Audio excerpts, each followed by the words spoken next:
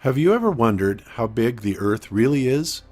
In this video, FECORE will guide you through a thought process to show how a simple idea of a measurement developed into a discovery that shakes the foundation of our current scientific understanding based on the WGS-84 map system, which is the accepted model for Earth's shape and surface. You may want to brace yourself. The curvature. Earth is said to be a sphere with a circumference of 25,000 miles or 40,000 kilometers. Therefore, it has to have a curvature of about 8 inches per mile squared. Can we observe or verify this? We are taught about the ancient observations like a sailing boat going over the horizon and the measurements of Eratosthenes. They are all falsified by our current observations and better understanding of the optical effects of the atmosphere. But how can we really measure the curvature of the Earth in the 21st century? FECORE has established the Terrestrial Laser Targeting Method, or TLT method for short, to measure the geopotential surface of the Earth. Geopotential means the shape that the ocean surface takes under the influence of gravity. With the TLT method, you can accurately verify or falsify the curved surface defined by the WGS-84 geoid model on large bodies of water. The origin of FECORE. Before FECORE was formed, 3 independent researchers became aware of the need to perform accurate observations regarding the Earth and other celestial bodies. Steve, Zach, and Mike had seen videos of each other's research. They began working together to publish their research on the internet. In time, they added other people to their informal research group.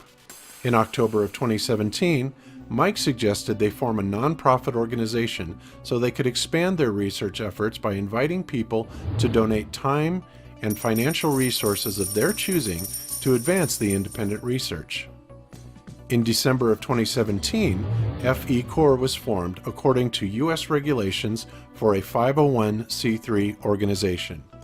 FECORE stands for Field Engineers Corps.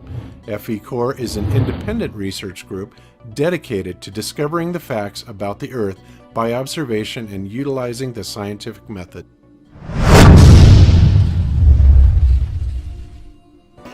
Sandor is an inventor from Hungary who joined FECORE from the beginning.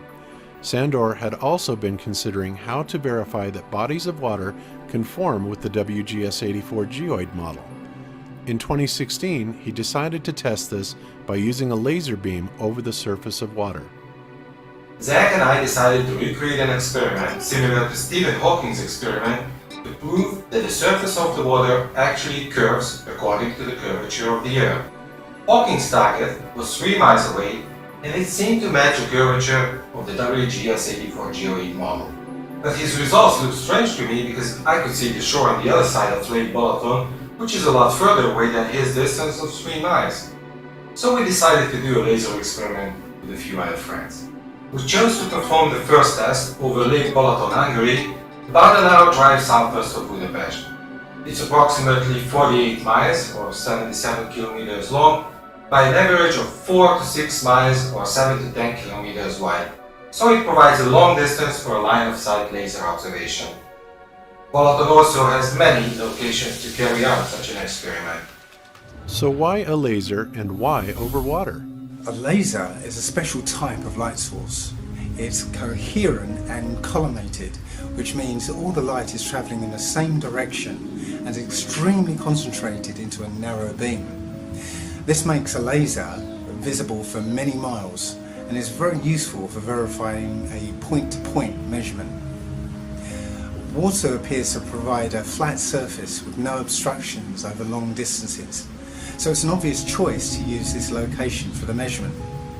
Although TLT measurements can be performed on any terrain surface, a large body of water is representative of the geopotential surface. According to mainstream science, the water's surface is primarily shaped by the Earth's gravitational field. The experiment setup was designed to answer this question. Could the source of a laser beam be seen and recorded from a distance that should be hidden by curvature according to the WGS-84 mathematical construct? If not, is there anything blocking our sight, like weather conditions? If yes, what factors must be accounted for? To verify or falsify a possible theory, you must account for the other possibilities. Is a light ray perfectly straight? Here you must investigate the refraction of light, how much the laser beam deviates from an absolutely straight line and in what direction. Light propagates in a straight path and only refracts when the path of the beam crosses a medium with different refractive qualities. FECORE used a ray of the collimated laser beam to verify the curvature of the surface by considering the refraction data. The refraction calculation for each TLT measurement is shown in the FECORE document that is presented in this video. Factors in measuring the geoid model. Let's take a minute to demonstrate the factors in measuring the geoid model. How much should be hidden from our sight by the calculated convexity of a body of water? The geoid model, or WGS-84 mathematical construct, states the Earth is an oblate spheroid 24,900 miles or 40,075 kilometers in circumference at the equator, and 24,860 miles or 40,008 kilometers circumference over the poles. If this is accurate, then given these parameters, the surface of the body of water must have an average convexity roughly equal to 8 inches per mile squared in all directions. This means in 1 mile, the surface on average will be 8 inches lower compared to the starting point. But in 2 miles, the convex surface must be calculated as 8 inches times 2 miles squared, which is 8 times 4, or 32 inches. At 3 miles away, there must be a 72-inch drop, and in 10 miles, a drop of 66.6 feet, or 800 inches. In metric units, a 5-kilometer distance should create a 2-meter drop, and a 10-kilometer distance, a 7.84-meter drop. This calculation would give a result of 1,525 feet, or 465 meters, on the total distance of 48 miles, which is 77 kilometers, over Lake Balaton. The polar and equatorial circumference differential is relatively insignificant to factor in, but FECORE did calculate the ellipsoid correction for each measurement. This correction value in the magnitude of 1/25th of an inch, or 1 millimeter, is well below the margin of error for the TLT measurement method. The WGS-84 geoid is not a perfect ellipsoid geopotential surface, and it may have local anomalies. Deviation from the perfect ellipsoid surface is called geoid undulation. The WGS-84 geoid undulation map shows these correction values, so this data can be compared with the laser and target positions.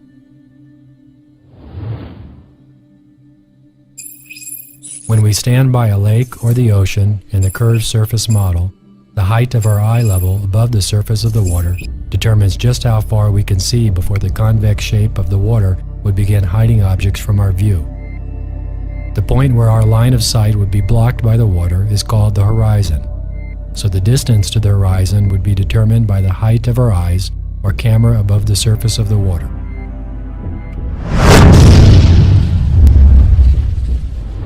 Many people argue about leveling the laser above water. Some people think it is an easy thing to do, like leveling a frame on a wall. And most people think that using the spirit level is more than enough. But the important question is leveling the laser even important in such an experiment? You know, Zach's going to cry about the spirit level, right? Yeah, Zach, we know you don't like spirit levels. In geometry, there is no level in a line above a convex surface. Mathematically speaking, the laser can be parallel to the ground only if the ground is flat, but if the Earth is a globe, then no straight line can be parallel to its surface. With that being said, there is a way to make a straight line if you're drawing it by hand. But in reality, it's not an easy task because it's a very long line, and using a spirit level will never give you an accurate results. Because the laser beam is many kilometers long, and any small error or movement of the device will cause the beam to be drastically off the mark at the target location. But in our case, leveling the laser is not even needed. What we need to do is choose a target location that will be impossible for the laser to hit, since it will be hidden behind the convex surface. Then we shoot the laser to the lowest point possible on the horizon line. In this case, the laser is actually pointing slightly downwards while we try to keep the laser tangent to the globe. We will then see if it is visible from the target location, since it should be blocked behind the curvature of the Earth.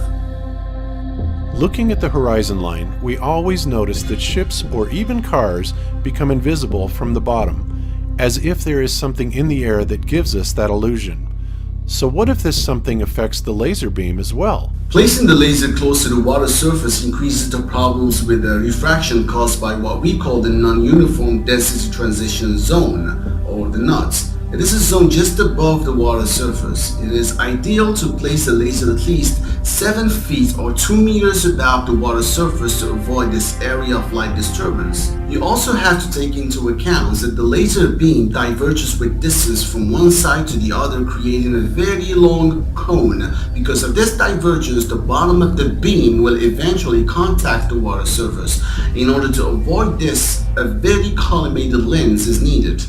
Collimation is a technique that converges the laser beam, enabling it to reach longer distances, but that doesn't mean that it will never diverge again. You have to study the distance you are measuring, the height of the laser, the divergence of the beam in that distance, the humidity, and the collimation, etc. So it's not as simple as many people think. Sandor's tests before FECORE. So, let's start it. In the year prior to the formation of FECORE, Sandor performed 2 laser tests to measure the geoid. He hired a laser specialist to custom build a 3-watt green laser with a 0.08 millirad collimated beam. He and his assistants then met at Lake Balaton, Hungary. In June of 2016, they performed a pretest to verify the method with the boat following the laser beam and taking height measurements along the surface of the water. A notable event during the pretest showed how easy it is for the observation team to lose sight of the laser, even though it's only a few meters right or left. When the team was about 3 kilometers away, they lost sight of the laser. When a large boat passed by, we could see the laser on the hull of the other boat, still very close to them. During a second attempt in August of 2016, measurements were made with different heights of the laser above the surface of the water. At one point during the test, the laser was at 1.64 feet, or 50 centimeters, above the lake surface and appeared to turn sharply upward and split into 2 beams. This was later found to be caused by the laser having a slight downward pitch, which forced the beam to collide with an air layer at such an angle above the water at 5,000 feet or 1,500 meters distance away, it reflected part of the beam upward. In the early morning hours of August 16th, Dave Murphy and Niku Bariku spotted the laser beam and recorded it from over 3.72 miles or 6 kilometers from the shore. This measurement indicated a non-convex surface, but Sandor wanted a more definitive measurement with ambient condition readings for any refraction arguments. The difficulties of aligning the laser parallel to the surface on the measurements pointed out the need to use a very accurate laser aiming device to provide precise targeting. The salad. FECORE decided to continue the curvature tests at Lake Balaton, but with a more ambitious goal of pointing the laser across a longer portion of the lake. This would attempt to measure the convexity of the lake over 41 miles or 67 kilometers. The previous tests by Sandor had been conducted in the summer and showed some refraction anomalies. Therefore, it was decided to perform the measurements in winter conditions over a frozen lake to minimize the optical density differences along the path of the laser beam. According to the plan, the observation team would keep contact with the laser position as they walked across the ice while taking laser height measurements at the previously planned positions. The first objective for the Balaton test was to design and build a laser aiming device which could make a 41-mile, 67-kilometer observation possible. Mike, FECORE's president, took the assignment. He designed and built a laser mount capable of extremely fine adjustments for both the tilt, which is the vertical motion, and for panning, the horizontal motion. The result was the Super Accurate Laser Aiming Device, or SALAD for short. The instrument had an accuracy of 54 millionths of a degree in the tilt angle and 34 millionths of a degree in its panning motion. This was accomplished with two high-tech stepper motors capable of making movements as small as 1/10,000th of a rotation. That is equal to 36 1,000th of a degree. This rotation movement was transferred to a bolt with fine threads 1.5 millimeters apart. That meant the rail where the laser was attached could be moved in steps of 15 100ths of a micron. That is less than 1/1000th the thickness of the thinnest human hair. Over 1,000 man-hours went into the design, build, and refinement of the SALAD. The materials alone cost over 20,000 euros or 23,000 US dollars. But because FECORE is a non-profit organization, those funds were received via donations. This was where the value of forming FECORE as a 501c3 entity became obvious, as corporations who donate materials or financial resources to a non-profit organization benefit from the tax savings. The TLT method for measuring curvature. Terrestrial laser targeting is designed to be a curvature surveying method over long distances. The idea is to prove a straight line on a surface between 2 points by shooting the laser to the target location and verifying the height of the beam at each side. The targeting accuracy depends on the aiming device. Without proper targeting accuracy, this experiment is not viable. FECORE's SALAD was the key element in developing the TLT method. The required accuracy depends on the deliverable output. Accuracy refers to how closely a measurement or observation compares to a true or established value, since measurements and observations are subject to errors. The precision of the TLT measurement is expected to be within 1% of the volume compared to the target hidden height calculated on each measurement's distance to arrive at a definitive result. Before going into the presentation of each measurement, the integrity of the TLT method must be verified.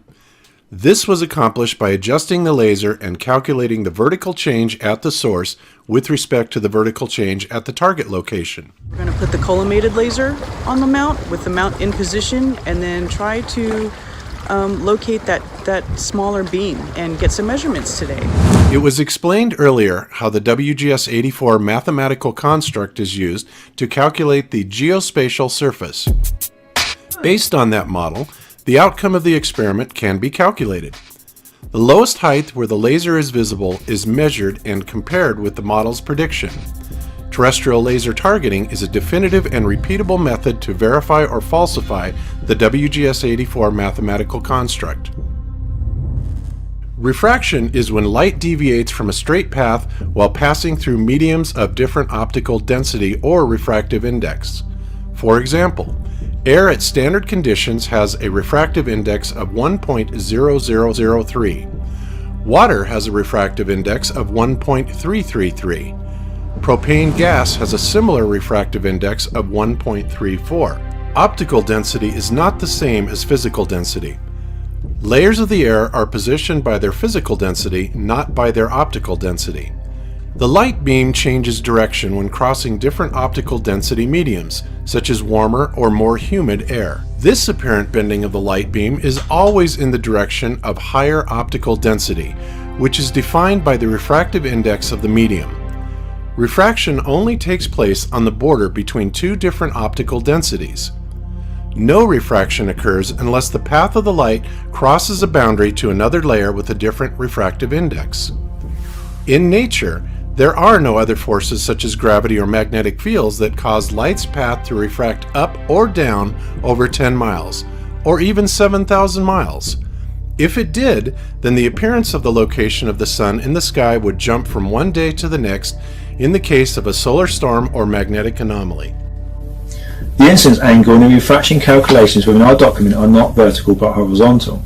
We do not shoot the laser at an angle through a horizontal medium. We shoot with a zero angle of incidence through a relatively homogeneous medium. That is why the laser is used well above the surface of the water to avoid the non-uniform density transition zone. Also, there is an argument of beam divergence. Beam divergence does not affect the TLT measurement. And talking about measurement, I would have to add, the measurement does not use the full beam, but instead only a ray of the laser that is coming directly from the source to the observer. And to conclude, the symmetrical white flash in the center of the optics indicates that we are observing the source of the beam in a direct line of sight. FECORE performed 7 documented TLT measurements in 2018. 2 were at Lake Balaton in Hungary, and 5 were performed at Lake Ijssel in the Netherlands. Based on the collected data, FECORE now has evidence that falsifies the WGS-84 mathematical construct. This has huge implications to our current understanding of Earth's geometric shape. FECORE laser measurements at Lake Balaton 2018. January 2018 pre-test. The original plan was to perform the test in January because Lake Balaton normally freezes solid that month, but in 2018 the weather did not cooperate. The January temperatures were too high for a solid freeze, so it was decided to reschedule for February in hopes the lake would be frozen. On January 8, Sander and I went to the Lake Balaton for pre-test observations. We found that we could keep track of the laser by walking along the edge of the lake as the laser operator slowly panned the laser in just one direction. With this method, a frozen lake was not even necessary, but still preferable, of course. FECORE spent hours late into the night to discover how the test could be carried out. The pre-test was done under harsh weather conditions of sub-freezing temperatures. Nevertheless, it was a very exciting experience, as observers were able to see the laser at an astounding distance of 21 kilometers with the naked eye. The moment was captured by Sandor's camera. It was a clear indication of the missing convexity of the water surface. The 1-month delay gave Mike more time to test the salad and to adjust its operation software. Zach and I just finished the pre-test. We didn't take any measurements because the weather was not helpful, so we focused on checking the laser performance and the measurement positions. But while we were checking the positions planned for the measurement, the foggy weather started to clear out, and suddenly we could see the laser from 21 kilometers distance. We spotted the laser beam 1.5 meters above the lake surface, standing on the shore.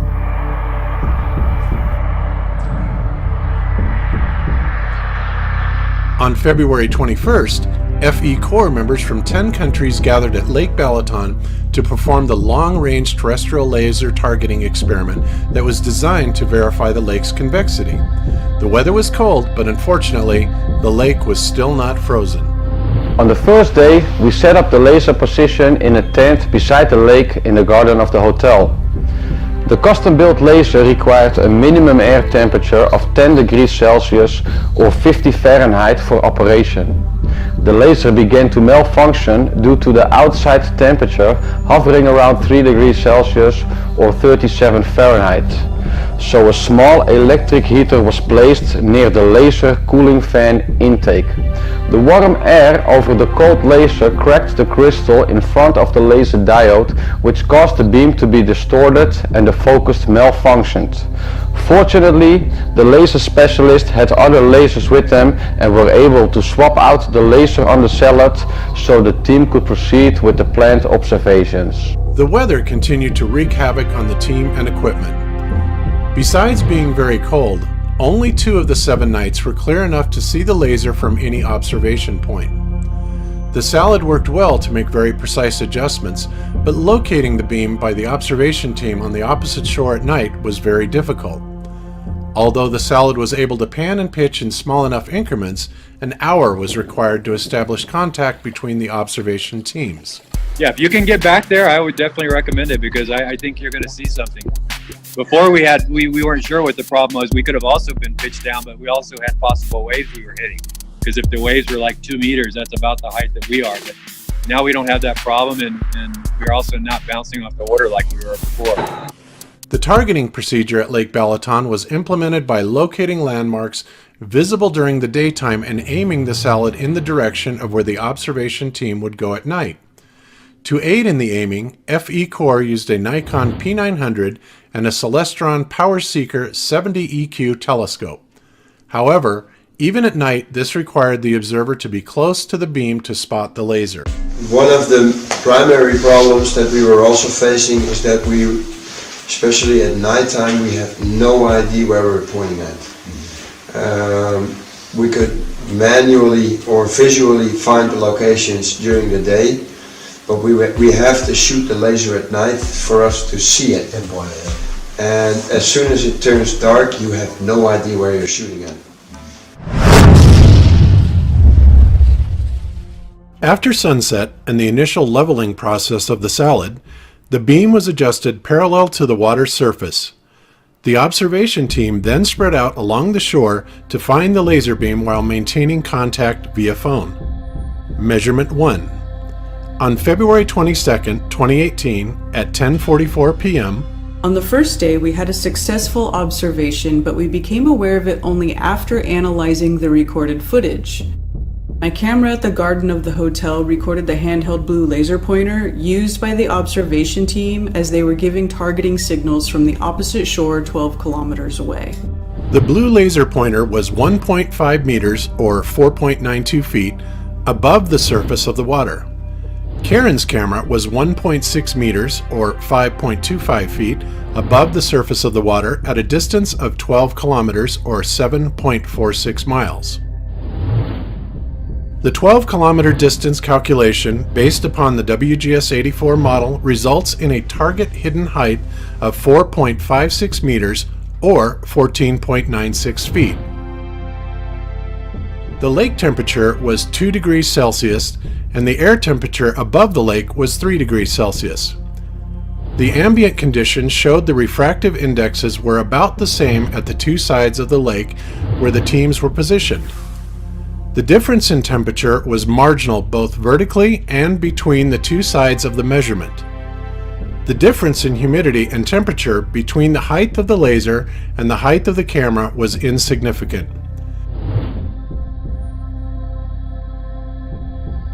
FECORE concluded that the gradients above the lake did not cause any significant refraction of the laser beam. To reach the maximum precision, FECORE factored in all the possible corrections for the WGS-84 geoid and calculated the mean sea level ellipsoid, the geoid undulation, and the refraction corrections for each measurement. The height of the laser pointer was 1.5 meters and the observation position height was at 1.6 meters.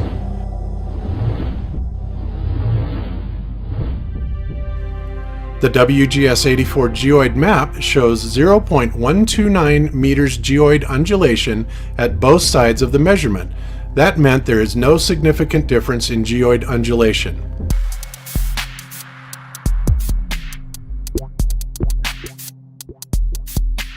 The TLT measurement data shows that at least 2.96 meters of curvature was missing on the total distance of 12 kilometers on the surface of Lake Balaton. There is also a possibility of a local geopotential anomaly, but the WGS undulation map clearly shows that this was not the case. On the next 4 days of the test, weather made observations impossible. Fog and drizzle reduced our visibility and limited the laser's range. One night, high wind made turbulent air layers and caused a dancing laser beam. This was my first experience at laser observation. When I saw the beam moving so rapidly, I actually said out loud, "What the heck are they doing? Hold it still." No one heard me because their ears were covered and the wind was blowing so hard. I had no idea that wind could cause that optical effect. During the next 2 nights, the temperature dropped to minus 15 degrees Celsius. I'm gonna turn around and show you the ice. The icy lake there. It eliminated the fog and we were able to see the beam. But the wind chill was down to minus 25 degrees. That really limited the amount of time we could spend outside. Despite the harsh conditions, we were able to achieve our second laser measurement. On February 26, 2018, on the last night of the team's scheduled stay at the lake, FECORE observed both the blue and green lasers placed at Balaton Vilagos and seen from Siofok 12 kilometers away. Measurement 2. On February 26, 2018 at 8 o'clock p.m. The blue laser was placed on the salad at 2.2 meters or 7.2 feet above the surface of the lake at Balaton Vilagos. The source of the beam was seen from Siofok 12 kilometers or 7.46 miles away at 1.6 meters above the lake. Here it comes, here it comes, here it comes. Here comes the blue. Oh! I see it. That's a freaking laser pointer, guys. The reason why I'm on my phone is to show everyone this. That was the 12 kilometers today. So yeah, this is worth everything to me. Yeah. So to us. Yes, to us. So I just want to add that I think it's been a brilliant working with these guys, and it's been bloody cold, hard work, and like Karen said, a lot harder than I imagined. The blue laser was placed at 2.2 meters above the lake surface. By calculating the target hidden height from a distance of 12 kilometers, we get the 3.52 meter minimal observation height to be able to see the ray of the laser beam. The measurement clearly showed that the beam was visible from 1.6 meters above the lake's surface. The ambient conditions at the time of the measurement indicated a marginal refraction of the beam based on the difference of the refractive index on the two sides. Our calculation gave a result of 0.235 millimeter deviation from a perfectly straight line at the time of the measurement. The corrections have been calculated for the mean sea level, ellipsoid and geoid undulation. Their magnitude is also well within the margin of error. So after the 12-kilometer observation, we went to the 21-kilometer location, which was in Santad. The lake was super cold, it was completely frozen over, and we couldn't see anything because the wind was just blowing ice into our faces. And none of the 8 or so observers, they could see the laser because of the harsh conditions. That was about all we could do there. This is my 4th time now, but it always has surprises. Yeah, well... And every time it's different. Every time there is a different problem to be solved. The two measurements performed at Lake Balaton showed that for the 12-kilometer distance, the lake surface did not conform to the WGS-84 geoid model. Lessons from Balaton. During the measurements taken on Lake Balaton, there were many limitations, especially adverse weather conditions. Although we made 2 successful measurements, all goals set forth were not accomplished in the time frame allowed. Lasers. We use different types of lasers, ranging from our high collimated laser to conventional lasers. High collimation is very useful to concentrate the power of the beam to a smaller area, but it's not essential to perform the measurement. The wider beam has the advantage of being easier to locate, but it has the disadvantage of being less bright over long distances. So let me ask you, how many different types of lasers have you tried? Several. I think we used about 10 different lasers. What's the difference between the different lasers that you've used? Mostly power and collimation. And can you explain to us a little bit about both of those?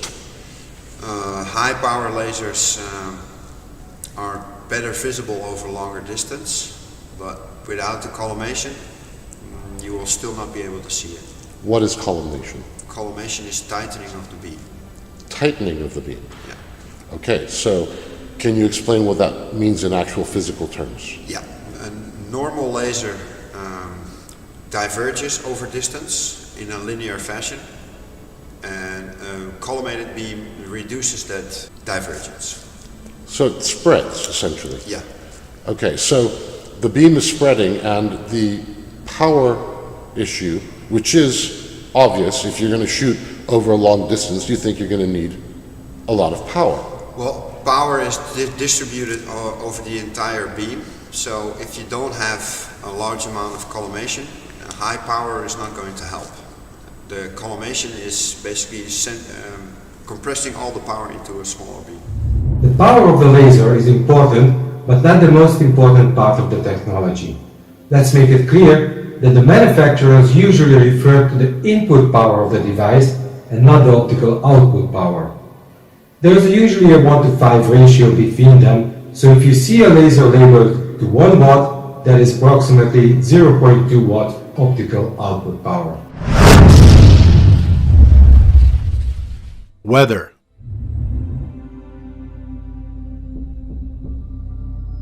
Choosing the perfect weather condition is a key to success with the long-range TLT experiments. Fog is the most obvious factor that affects the visibility of a laser. In thick fog, you may have less than 100 meters visibility. High humidity also decreases the distance of the laser light. Strong winds cause turbulence over the lake and create unstable layers of air with different refractive properties. As those layers are rapidly mixed by the wind, the observer may see the laser beam dancing wildly as if the laser operator was rapidly waving the laser in hand. Timing is everything. Ironically, the conditions FECORE sought manifested less than 48 hours later. Sandor came back to the lake, and this time he was able to walk over the now frozen bay. Salad upgraded with automatic GPS targeting system. FECORE established at Lake Balaton that targeting the beam to the observation location is the most difficult part of the TLT method. A super accurate laser aiming device is able to aim the laser in very fine increments. But how would the team know exactly where to point the beam? It was like playing darts blindfolded. The team had to find a solution for locating the target position. Mike came up with a perfect solution and worked to improve the method of aiming the salad. He created software that calculated a bearing change based on 3 GPS locations. With the new GPS update, the salad operator could input coordinates for a new target location and the laser would point directly to that exact location. There was now a procedure in place to calibrate the actual alignment of the salad first. This is the actual interface of the device. It's got the settings section here where you actually put in the numbers when you're calibrating your device. And it's got a control section here where you actually control the motors themselves with up, down, and left and right. And then it's got a GPS menu here where you actually have 3 fields that you need to put in. And that's the position of your actual laser where you set it up, your GPS location. And then you have the reference location. That's a location that you need in order for the salad device to know in which direction it's actually pointing the laser beam. And then you have the target location, and that's the maximum distance that you want to shoot your laser at. You fill in those GPS coordinates, and then you press go to target on this device, and it steers the laser to the desired GPS location. Before any targeting with the laser can occur, the salad needs to be properly set up and calibrated. This process involves careful leveling of all parts of the device and laser. To do this, the salad is put down on a platform and each of the 4 legs must be adjusted individually to make sure all beams are level. After the device is leveled, the laser beam must also be leveled. This is done in conjunction with a laser level device, which is placed directly behind the laser. The difference in height of the laser level and the laser itself can now be adjusted to be the same across the maximum distance available at that location. Then the setup is ready to start with our newly developed GPS-based terrestrial laser targeting procedure. The Lake Ijssel, Netherlands measurements.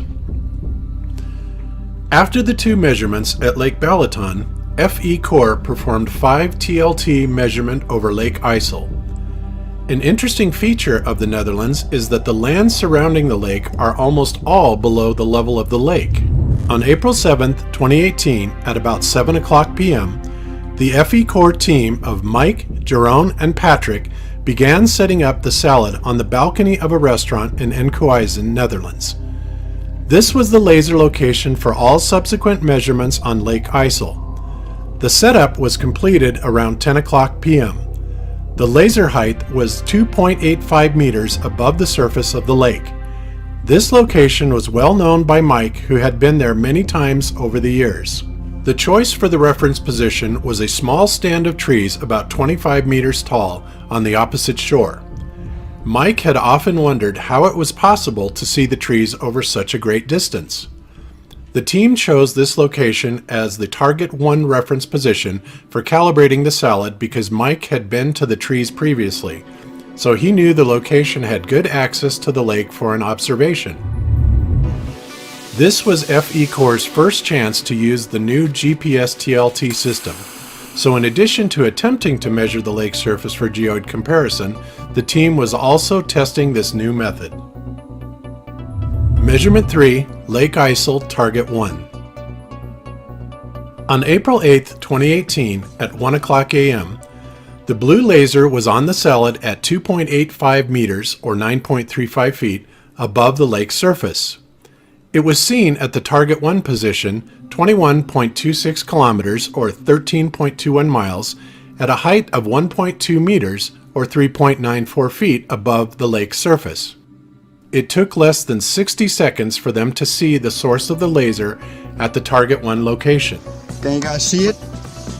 Yeah, I see it. Yeah, it's there. Okay, yeah, we can see it really well there. Can you see the reflection on the water? I'm gonna zoom out. Yes, we do. Yes, we do. Look at that. Wow. Oh, man, that is irrefutable. Awesome.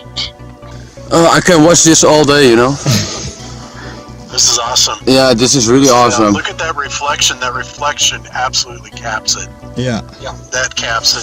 That annihilates any possibility of it being refracted, and that also annihilates any possibility of any convexity. Yeah. I mean, you cannot track it with being curved. The 21.26 kilometer calculations based upon the WGS-84 geoid model resulted in a target hidden height for measurement 3 Ijssel Lake, Target 1 location of 18.18 meters or 59.6 feet. The camera height was 1.2 meters. The WGS-84 geoid model differed by 16.98 meters in this measurement, which meant 93% of the target hidden height was visible. The lake temperature was 7.6 degrees Celsius or 45.7 degrees Fahrenheit, and the air temperature was 10.8 degrees Celsius or 46.4 degrees Fahrenheit above the lake. The ambient conditions showed the refractive indexes were about the same on both sides of the lake. TLT calculations factor in any variations in recorded data and geoid datum parameters of the WGS-84 mathematical construct. Both target and laser positions are at 0 meters mean sea level. The WGS-84 geoid undulation map shows a marginal 23 centimeters or 9 inches height difference at the two positions. Measurement 4. After the measurement at Target 1, Mike and Patrick drove 30 minutes to the Target 2 location. Target 2 was selected because it would be within 17.5 degrees panning limit of the salad. Since the salad had been calibrated at Target 1, the automatic GPS system now required only a new coordinate to automatically target that position. This was the first field test of the new GPS TLT software, so it was an exciting moment. On April 8, 2018 at 3 o'clock a.m., the blue laser on the salad was 2.85 meters or 9.35 feet above the lake surface. It was seen at the Target 2 position 28.68 kilometers or 17.82 miles away at a height of 0.85 meters or 2.79 feet above the lake surface. Okay, check this out, brothers and sisters. 28 kilometers in your face. Wow. Wow. Awesome. That is awesome. My camera is 85 centimeters above sea level. Look at that. That's amazing. You can see it reflecting off the lake water. Yeah. That's astounding. That's the nail in the coffin. Yes, it is. Oh, this is so great, boss. It's really awesome. The 28.68 kilometer calculations based upon the WGS-84 geoid model resulted in a target hidden height for measurement 4 Ijssel Lake target 2 location of 40.21 meters or 131.9 feet. The WGS-84 mathematical construct differed by 39.36 meters in this measurement, which meant 98% of the target hidden height was visible. 40 kilometers or 25 miles is a very great distance. To perform a 40 kilometer TLT measurement, good atmospheric conditions with great visibility are required. The 40 kilometer measurements were scheduled for April 20th through April 22nd. FE Corps members from the Netherlands, United States, Hungary, and Spain on April 20th in Enkhuizen, Netherlands, for the longest distance laser observation over water in history. The team set up the salad with the blue laser. The reference location was set 18.73 kilometers from the salad at target 3. However, the weather was not in the team's favor. During the first night, the humidity was so high that haze reduced the visibility and dimmed the laser, making any measurement impossible. The second night, April 21st, the humidity was low enough that the team located the laser at the target 3 initial reference location.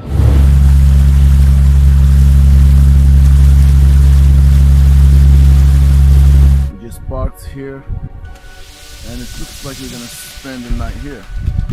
So we're gonna spend the entire night looking for the laser. They calibrated the GPS TLT system and performed measurement 5 at 12 o'clock a.m. on April 22nd. Measurement 5, Lake Ijssel, target 3.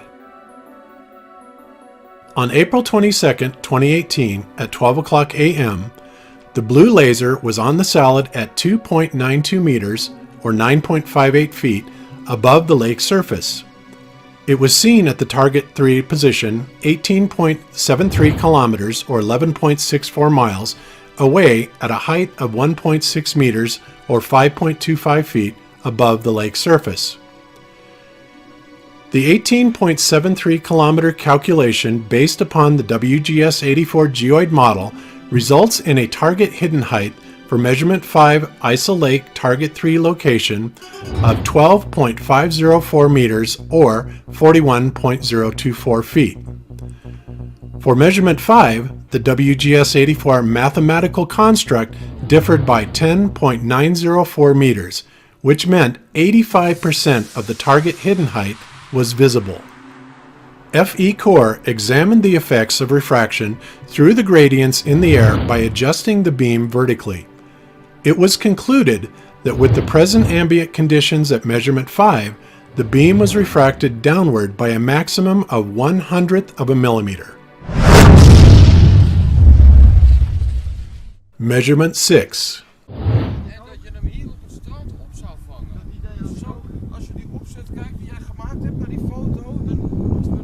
The team moved to the 40 kilometer location, or target 4. At 40 kilometers, finding the source of a laser beam with the naked eye is almost impossible, especially if there are other light sources on the horizon. A telescopic camera was the solution to distinguish the laser from the other lights. Measurement 6, Lake Ijssel, target 4. On April 22, 2018, at 2:19 a.m., the blue laser was on the salad at a height of 2.92 meters or 9.58 feet above the lake surface. It was seen from the target 4 position 40.14 kilometers or 24.94 miles away at a height of 1.5 meters or 4.92 feet above the lake surface. The 40.14 kilometer calculations based upon the WGS-84 geoid model resulted in a target hidden height of 90.81 meters or 297.33 feet for measurement 6 Lake Ijssel target 4 location. The WGS-84 mathematical construct differed by 89.31 meters in this measurement, which meant 98% of the target hidden height was visible. Yesterday we had a little bit of bad luck because the beam of the light was not so good visible with the camera. We could definitely see it with the naked eye, but to catch it on camera it was really difficult. So we have adjusted some things for today, and we are truly expecting better results. Yeah, but the intensity is going down. Yeah, that's a little way down. Okay, just put it one step up, stand up. Okay, one more. Put the steps. Wow! Put the steps on. I think I just caught that. 250,000. One more. One more. Okay. Yeah, one more. That's Maybe it, one more. Maybe. Oh, yes, yeah, I can one see more. it. One more. You got it? I could tell I was looking right at the beam. Or down. Down? Yeah. It's going up. Get one now. This one's up. I think we're looking at it. Yeah. FECORE examined the effects of refraction through the gradients in the air by adjusting the beam vertically. It was concluded that with the present ambient conditions at measurement 6, the beam was refracted downward by a maximum of 0.064 millimeters. We were shooting the laser 40 kilometers across the lake. We did find it on the target location, but it was already getting light, so the intensity of the beam was almost not visible anymore. And we had some issues with finding the right orientation of the beam itself. So now that we know where to actually point it, we're going to try it again today to get it on tape. Measurement 7. In the evening of April 22nd, the team returned to the Target 4 location. They worked late into the night taking many pictures. Rick's camera was set to take one picture every 5 seconds. So the source of light, whatever's going on top of the water, you're not going to be able to see it. There's too much humidity, the water's blowing, it's spraying. Yeah, and it's windy on your side, right? Oh, it's real windy on our side. Yeah. Okay, buddy. Patrick, can you see it then? So, there we go. Nothing at all? There's just not enough light coming off from it. First of all, there's too much light pollution coming at us too close. That it'll knock that out. Measurement 7, Lake Ijssel, Target 4.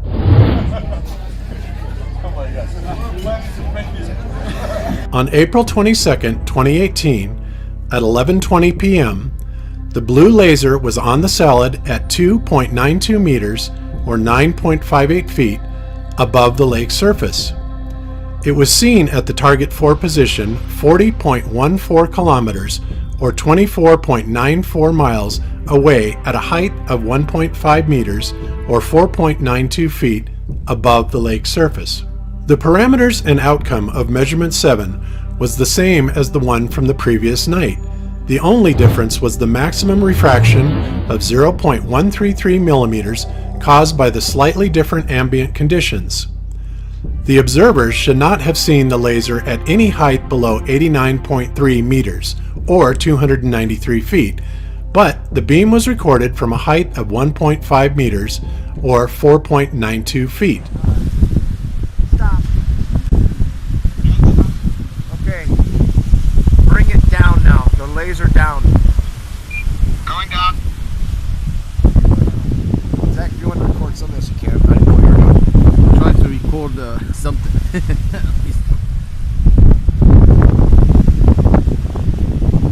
Okay, you still coming down? Yep. Okay, stop. Go back up a little bit.